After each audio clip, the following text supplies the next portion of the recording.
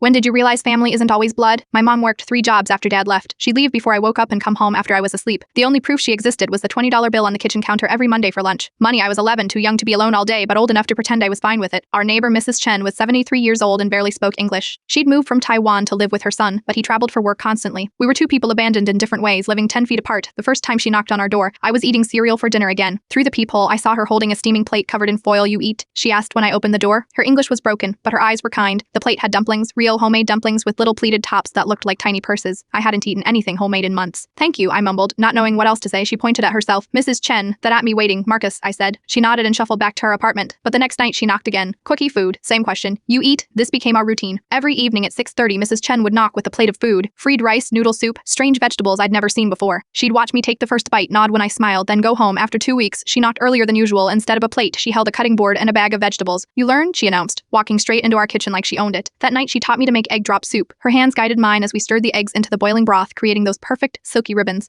She spoke in Mandarin mostly, but somehow I understood. Good boy when I got it right. My mom found out about Mrs. Chen a month later when she came home early with the flu. She walked in to find Mrs. Chen and me making wontons at our kitchen table, flour everywhere, both of us laughing at my lopsided attempts. Mrs. Chen stood up immediately, wiping her hands on her apron. "You Marcus, Mama," she said, not a question but a statement. "You tired? Sit." She heated up soup while my mom just sat there, too exhausted to protest. When Mrs. Chen put the bowl in front of her, my mom started crying. Not sad crying, but the kind that happens when someone is kind to you after you've forgotten what kindness feels like. "Thank you," my mom whispered. Mrs. Chen patted her shoulder. "Marcus, good boy, you good mama, just tired." After that, Mrs. Chen became part of our strange little family. She had a key to our apartment. My mom had a key to hers. Mrs. Chen would cook dinner while my mom was at work, and my mom would take Mrs. Chen to doctor's appointments on her rare days off. When Mrs. Chen's son called to say he was moving to Singapore and wanted her to come, she said no. He couldn't understand why she'd choose to stay in a small apartment alone. She couldn't explain in English, and he didn't speak Mandarin well enough to understand her heart. But I knew I heard it in the way she said, "My Marcus," when talking to her friends on the phone. My mom knew too. She saw it in the way Mrs. Chen had marked our birthdays on her calendar in red ink. The day I graduated high school, Mrs. Chen sat in the front row next to my mom. She didn't understand the speeches, but she cried when they called my name. She'd made 100 dumplings for my graduation party. Pairn. "Lucky number," she said. When I got into college with a full scholarship, I told Mrs. Chen first. She didn't understand the word scholarship, so I explained it meant school was free because I'd worked hard. She nodded like she'd expected nothing less. Smart boy like grandson.